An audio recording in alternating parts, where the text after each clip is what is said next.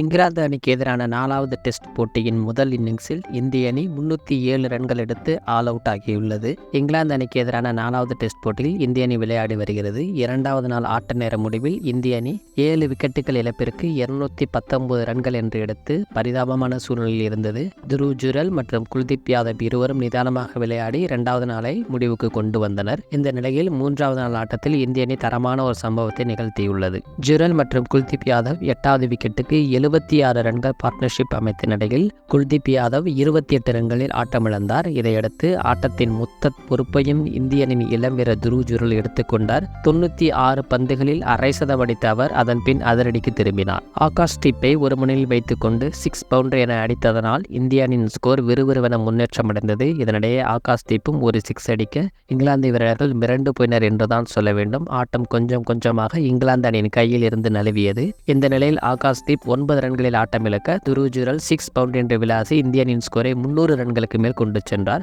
ஆனால் துரதிருஷ்டவசமாக Tom Hartley பந்தில் 90 ரன்களில் போல்டாகி வெளியேறினார். டெயில் எண்டர்களுடன் மட்டுமே பேட்டிங் செய்து இந்திய அணியை மொத்தமாக அவர் தூக்கி நிறுத்தியுள்ளார். இவர் ஆட்டமிழந்த பின்பு இங்கிலாந்து அணியின் ஜோ ரூட் நேரடியாக வந்து அவரை பாராட்டினார். அது மட்டுமல்லாமல் இந்திய அணியின் அனைத்து வீரர்களும் ஓய்வறை வாசலுக்கு வந்து அவருக்காக கைகளை தட்டி வரவேற்றனர் என்பது குறிப்பிடத்தக்கது. இதன் மூலம் இறுதியாக இந்திய அணி 103.2 ஓவர்களில் 307 ரன்கள் எடுத்து ஆல் அவுட் ஆகியது. இதனால் இங்கிலாந்து அணி முதல் இன்னிங்ஸில் 46 ரன்கள் முன்னிலை பெற்றுள்ளது.